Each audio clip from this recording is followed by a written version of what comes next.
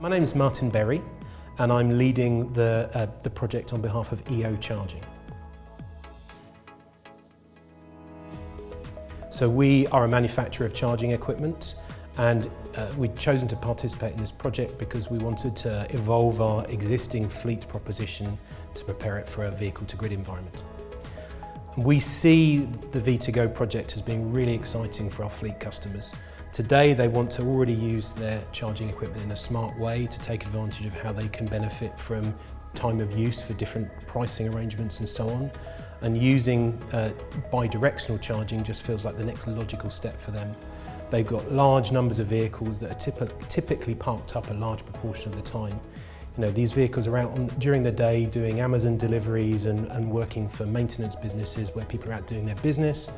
Those vehicles come back to base to a central depot at the end of the working day. We've got the opportunity to have those vehicles parked up and take advantage of all of that essentially as a large amount of stationary storage, all co-located, and use those as battery storage facilities that we can manage in a bi-directional way to perform grid services, to offset energy usage at the site.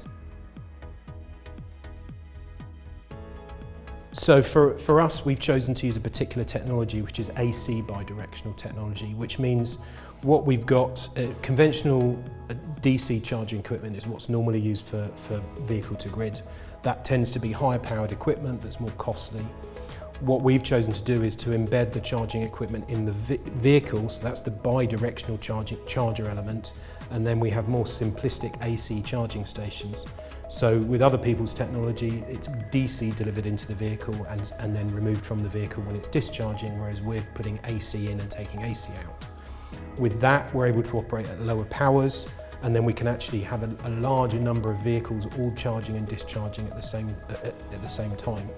That works well in a fleet environment because in a fleet environment you want to have dedicated charging bays for each of the vehicles and each vehicle to be plugged in for the full period that it's parked up and stationary overnight.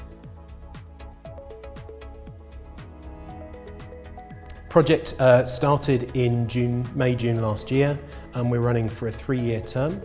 Essentially, we've got the first year, which is very much around collecting data and understanding the way fleets behave. So with that, we're looking at deploying tracking equipment into fleets, looking at whether they be diesel or already electric, understanding how those fleets operate, how far those vehicles drive in their working day, and how long they're parked up for overnight, where we can take advantage of them for the battery storage.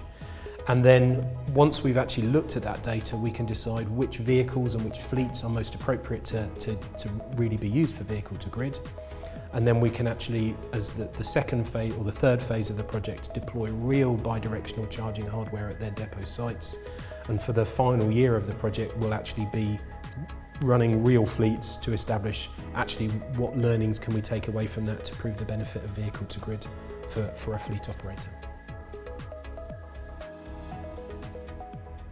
So we're EO Charging as the equipment manufacturer. We're also working with Arrival, who are a vehicle manufacturer.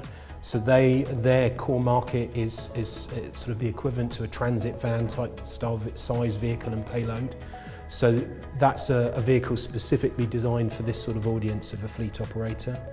And so they're developing the onboard bi-directional charger to work alongside our charging equipment.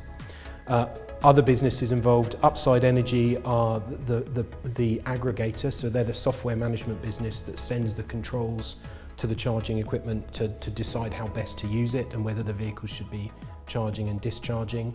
And other research partners like Oxford University with the Transport Studies Unit and the Engineering Department getting involved in some of the research pieces. Other players, we've got Virtual Forge, who are running the data collection and management from the fleet, so that their business is all about looking at how fleets operate and guiding them down to how best to select electric vehicles.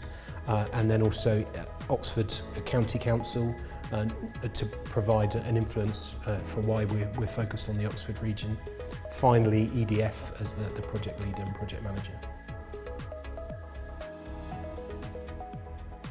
So today we're having one of our quarterly meetings. We meet every 3 months in order to check on the status of the project, together with a representative from Innovate UK.